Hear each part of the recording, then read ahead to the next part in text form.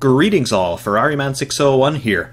Today, Ferrari have become the latest team to unveil their 2017 Formula One car, the SF70H. Seen here in these official launch photos, courtesy of Ferrari, we can see the new SF70H in all of its glory in this first shot here, directly from the front. Immediately evident on this car, we can see that Ferrari have continued in the crowd of using thumbnail noses. We can see a very similar nose to the Sauber and the Renault here. And we can see here in my very feeble attempt at telestration here in MS Paint, we can see what we're talking about here on that nose. You see the thumbnail appendage in the middle, and then you see these two ducts to either side of the nose tip. Similarly to the Sauber and to the Renault, and actually similarly to the Force India as well, Ferrari have gone for this extended nose appendage, and they have opened up the tunnels on either side of the nose in order to start funneling air in toward the midsection of the car, toward the T-tray, and toward the barge boards. We have the front wing here. Of course, the front wing, you can't really see it from this shot, but it of course has that delta profile that we've seen on all the other cars so far this year, and you can see the development work that's going on the front wing. I am counting 4 distinct flap elements on the main wing flaps. You can see here where I've drawn the circle. You can see starting at the bottom with the Shell V-Power logo, and then counting up, you have 3 more flaps above that in white with the Santander logo on there as well. Very nice development on this launch spec wing. In addition to the main flaps, we also have the cascade elements over here on screen right. You can see the cascade sections of the wing. You have, very similar to Mercedes actually, you have these 2 inverted U channels that I'm going to point to right here.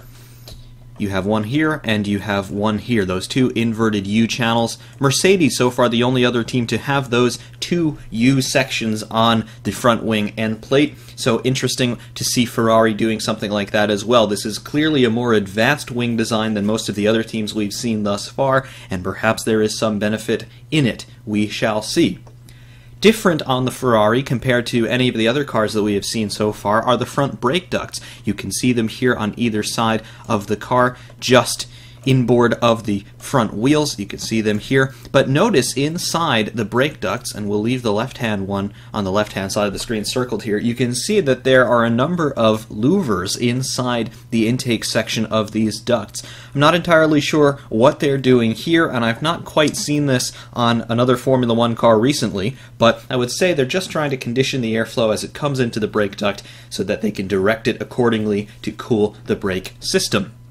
Also on the car, moving back onto the chassis side proper, you can see the suspension pickup points in this area of the car across the front. We have a double wishbone pushrod suspension layout once again on the front end of a 2017 Formula One car. Very nice and very conventional, it must be said. It looks like that there's a slightly more severe angle on the pushrods. They're a little bit more sloped vertically than we've seen on some other cars. Perhaps that's just the angle we're looking at. Perhaps it's just the configuration they're running the car in right now on launch spec. It's a little bit difficult to divine exactly what the car's attitude is because we do have a very neutral backdrop here, which has probably been digitally altered. However, you can see that front suspension geometry quite clearly. Very interestingly, however, and we'll get a better shot of this later on, we have 2 more details on the front end of the car that we can talk about here. We can't quite see them very clearly, but if we look toward the midsection, toward the radiator inlets in this area, you can see what Ferrari have done with the turning vanes. Similar to Mercedes, how they have integrated their turning vanes into one continuous structure, it looks that Ferrari have done something similar, with the turning vane up in this upper area here, linked to the turning vane that is in this lower area here, and it creates this rather strange appearance from front on. However, we're going to have a better look at this in a few minutes with some other shots. One more detail on this shot, however, that I do want to point out is in the rear section of the car. If you look above the roll bar, you can see this secondary wing that is almost as wide as the rear wing itself in this area here, this white area inside the circle.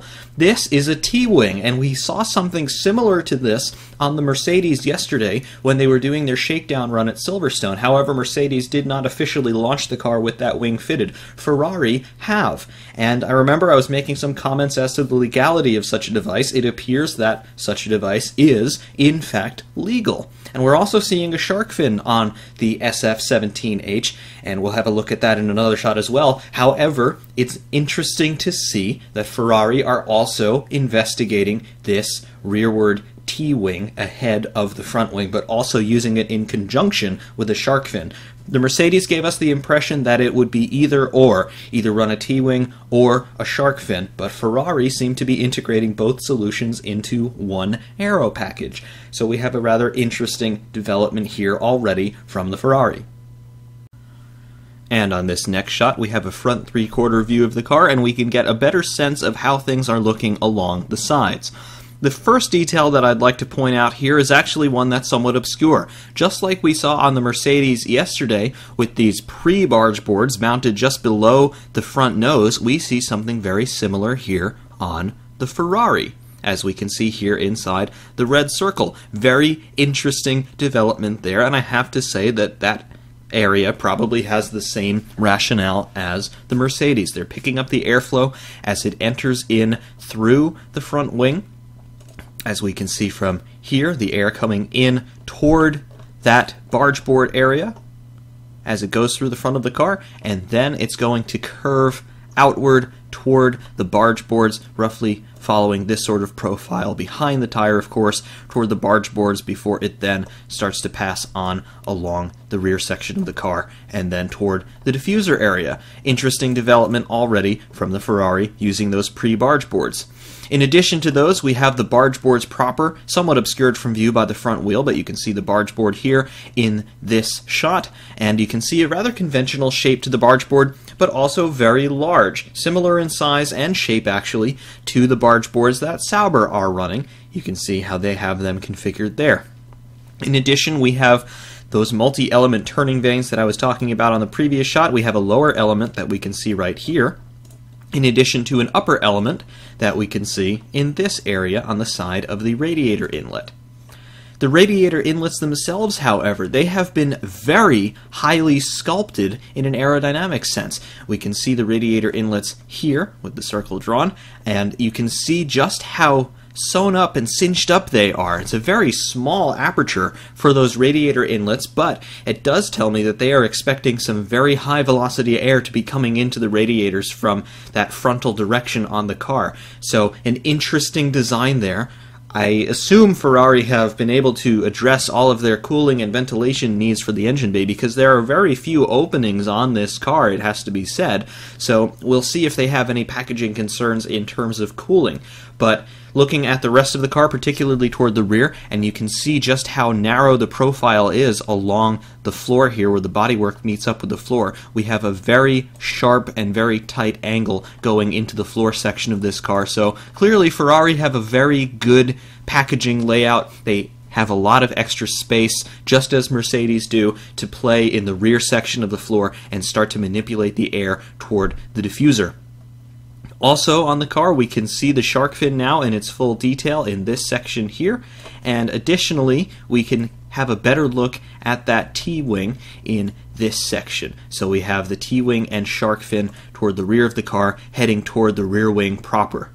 The DRS actuator mounted here on this section of the wing, you can see it's a very conventional mounting position and a very conventional actuator assembly in its own right, just behind the shark fin and just below that T-wing, just to actuate that rear wing flap up and down as you would expect.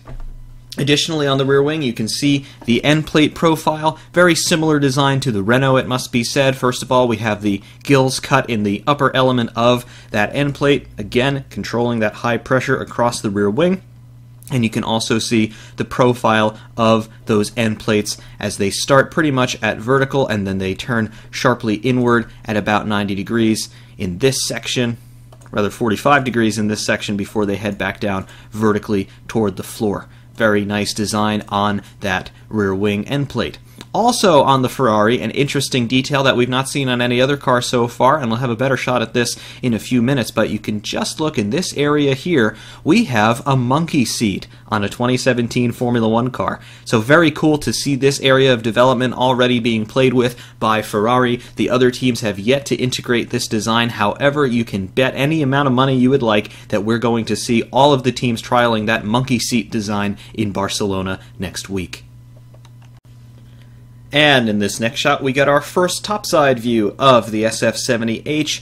The first detail on this shot that I'd like to point out is over here on the front section of the car, just above the front suspension pickup points, we have an S-duct on the Ferrari. Just like on the Mercedes, we have an S-duct. Clearly, lots of front-end aero development is going to be very critical this year, and that S-duct, as Ferrari pioneered back in 2008, is integrated into the 2017 car design.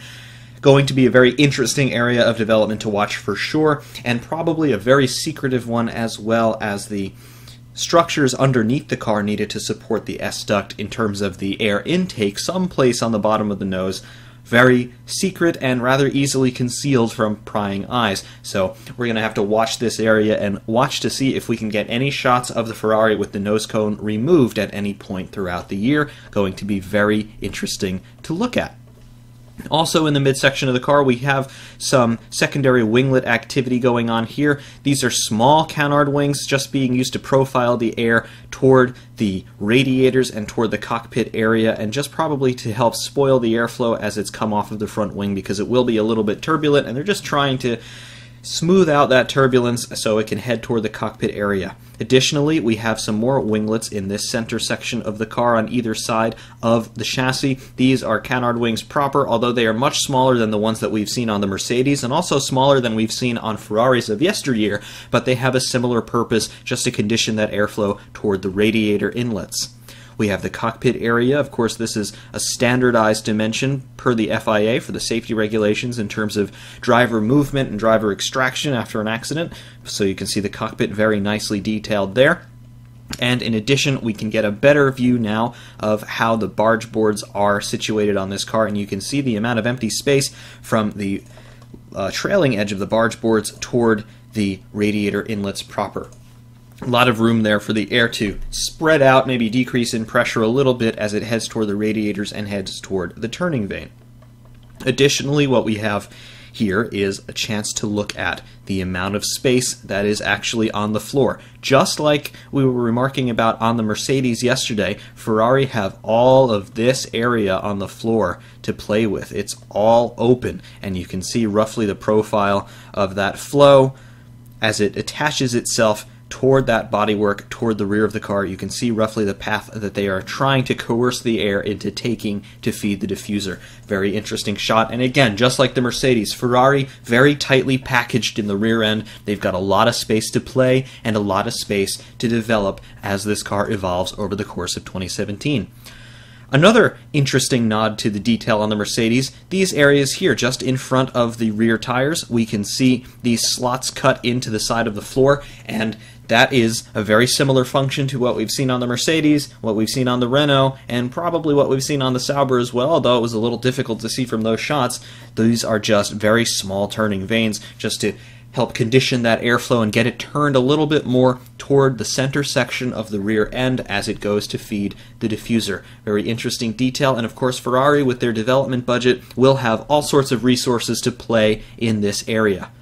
Additionally, on this shot, we can see the profile of that shark fin, just how thin it actually is toward the midsection of the rear of the car. Very nice touch there. And of course, we have that T-wing in front of the rear wing proper. We can see that right there in that circled area.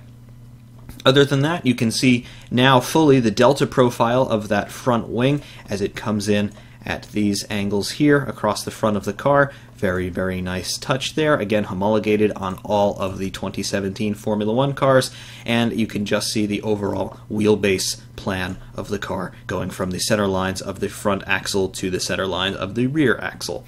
Long wheelbase on all of these cars. I've seen some comments on the internet saying that some of the cars look a little cigar-shaped. This long wheelbase is a product of there being no in-race refueling. Therefore, the car has to start the race with all the fuel it's going to need for the entire race. So you need a bigger fuel tank. We've been seeing this in Formula One since 2010. This is not a new development. I think, however, it just looks a little bit more striking this year because the rest of the dimensions of the car, in terms of the sizes of the front and rear wings, particularly the pre-2009 rear wings, I think it's just a little bit striking because now the dimensions of some of the other components on the car look similarly to how they did in yesteryear, and honestly they looked a whole lot better before 2009, but we didn't quite have the long wheelbases that we have now because we had in-race refueling in those years gone by. So I think it's a little bit of a shock to the system, for some people's eyes at least, because the cars are longer than they used to be, although they do bear some pretty good, I have to say, resemblance to the cars from 2007 and 2008. And now on this shot we see a near perfect profile view of the car. There's a slight angle in this, but we can see the entire side of the car without any obstructions, so we can get a good sense of the geometries of the floor area and the reference plane along the longitudinal axis of the car going along here. You will notice that the line I've just drawn is not straight across the screen, and some of that has to do with the angle from which we are looking at the car, because we're not looking at it directly at 90 degrees. However, we can see that Ferrari are running a lot of rake in this car, just like Renault are doing, and it was difficult to tell on the Mercedes if they're running a lot of rake, and it was totally impossible to tell that on the Force India because they were not displaying the car on a level surface. However, Ferrari running a decent amount of rake. You can see if I draw a line from the bottom of the floor to the ground on the front end, you will see that the line is markedly shorter than if I do the same on the rear end. So that front and rear ride height is considerably different on the SF70H. Therefore, they are running a lot of rake in the car. This is to get some more grip across the front axle and help the car to be a little bit more responsive on initial turn-in. With those larger tires and larger wings that we have in 2017, the car is going to perform a whole lot better in the corners, hopefully, than we've seen from Formula One cars since 2009, and particularly since 2014, when the latest spate of aero changes came in.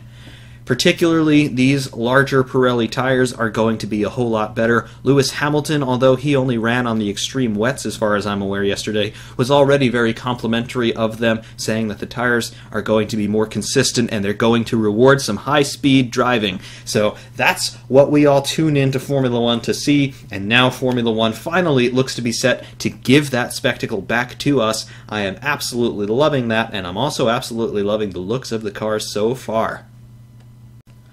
And on this shot, we see the car in natural lighting conditions as it is out on track in the hands of Kimi Räikkönen during its shakedown run earlier today. All the details on it are exactly the same as we've seen in the previous pictures because the spec has not changed, because it's only been one day. However, in natural light, it is a little bit easier to discern some of the finer details. Particularly, you can see that front wing geometry. Just very nice in general. I like the development work that they're doing, particularly on the cascade elements on the outboard sides of the wing. Additionally, just to recap, we have those double inverted U channels there. Ferrari being the only team other than Mercedes so far to be running these channels on the front wing. It'll be an interesting area of development to watch, that is certain. Additionally, what we can see on the front suspension here and just behind the brake duct, we can see these two little winglets on this side. I would say they're probably parts of the brake duct and not a part of the front suspension upright element, but you can just see these small winglets there, probably having something to do with conditioning the flow of the air as it's going across the car. From a somewhat lateral direction when their steering angle dialed in, as we see right now, almost full lock, I have to say, dialed into the Ferrari. However, an interesting little detail, we saw something a little bit similar on the Force India. It was a little bit more difficult to discern if Mercedes are running anything like that, but another interesting area of development to watch. In addition, you can see the T-wing here, just behind the roll hoop there on the back of the shark fin. Everything looks compressed because we're looking at the car from almost head on, but that's on the rear of the shark fin as we saw previously. And also you can just see the overall width of that rear wing, and this shot truly does highlight how much wider the rear wings are this year. This is the entire span of the rear wing. By comparison, what we would have seen last year is something basically along the same dimensions of the T-wing that they've got running across the top. We would have seen the wing up to about this height and then running to about this width. So things are offset because of the angle, but you can see the difference there in dimensions and geometry between 2016 and 2017. A very nice visual improvement, first of all, and of course that larger wing surface is going to yield more downforce, which should increase cornering speeds quite substantially, as everybody has been predicting. And on this shot, still out on track in the hands of Raikkonen. However, we get another profile view of the car. Again, all the details are the same as we saw from the studio shots, but natural lighting conditions just adding a little bit more contrast and softening the angles a little bit and softening the colors so we can see the true state of the curvatures and things on the bodywork. Very nice detail. I do want to point out those small turning vanes ahead of the rear tires. We can see them a bit more clearly here. There does seem to be some three-dimensional work going on with those turning vane areas immediately in front of the rear tires. Interesting to see that solution. I don't think anybody's going to have anything quite as radical as the Mercedes, although we have yet to see the Red Bull, but very interesting to see Ferrari, Mercedes, and Renault playing very heavily in that section of the floor. Speaking of the floor, you can see the rest of it is pretty well flat as far as I can divine. There may be a slight turn up in this section of the floor here. I can't quite make out if that's a reflection or a shadow, or if it's an actual turn up in the side of the floor there up to about 90 degrees just below the Shell logo there. But we've seen a similar area on the other cars. The Force India in particular, it was very apparent to see that upturned section of the floor on, so probably that's what we're looking at here. Additionally, you can just one more time see the overall profile of the car and the airflow as we go from the nose tip, turning outboard a little bit across the barge boards, and then turning inboard again as we try to get the air to flow toward the rear of the car. You can see the overall philosophy there. Obviously, the air that flows over the elements of the front wing is going to be going up and over the front tires as they want, but you can see that main profile, the air that bypasses the wing flaps going through the center of the car to feed the diffuser. Again, those barge boards just helping the airflow to attach itself so that it starts to generate a laminar stable flow through the car and to feed the diffuser. So that is all we've got for now of the SF70H. There are a few areas of development on this car that I do think could be further exploited, and I am sure Ferrari know about this, and they are exploring those areas of exploitation in earnest. However, I have to say at this point, although I do not think the car looks bad by any means, I do not think it is up to the par of the Mercedes. I don't think any car is really up to real one-to-one comparison with the Mercedes at this point, because of course Mercedes have just given us something that is absolutely wild. That car almost looks like it's computer generated, but it is not. It is in the flesh, and the other teams must be looking at it in utter bewilderment right now, just as we all are. However, I do not think the Ferrari looks to be a bad car. It certainly does not look like the Force India, I will tell you that much right now. Relative to the cars that we've seen so far, I would say Mercedes is number 1, Renault is number 2, and now Ferrari are squarely in that number 3 slot ahead of Sauber and Force India bringing up the rear. I'm still not counting the Williams because we still haven't seen it in the flesh. Those computer-generated graphics, although they're probably accurate, I don't entirely trust them, and I don't think that they're really a valid representation of what the car actually looks like, because we know it's a contrived image and Williams could well be hiding almost everything from us, so I don't want to throw Williams into the mix yet. But Ferrari right now look to be holding station as number 3 on the grid, but we will see. The ultimate balance of power will be determined once we start to get times from testing in Barcelona, and of course once we start to see the results from the Grand Prix weekends that await us in earnest in 2017. Ferrari, however, they have their sights squarely set on the Constructors' Championship, as they do every year. They have 2 extremely capable drivers in Sebastian Vettel and Kimi Raikkonen, world champions, both of them, and of course Ferrari with their unparalleled history and pedigree in Formula 1 being the oldest team still on the grid, as well, when we look at the total number of championships won, the most successful. So Ferrari, of course, having a lot of hopes and a lot of aspirations riding on this car, and hopefully it's going to come good for them We need to see Ferrari challenging for wins again. It is very much unlike them to be as far down the order, relatively speaking, as they have been for the last couple of years. We need a Ferrari race victory, at very least in 2017, and hopefully the SF70H will give them the tools needed to achieve that goal. Until next time, my beloved audience, thank you very much for your attention, and of course do let me know what you think of the SF70H. Ferrari Man 601 saying thank you very much, and we will see you soon.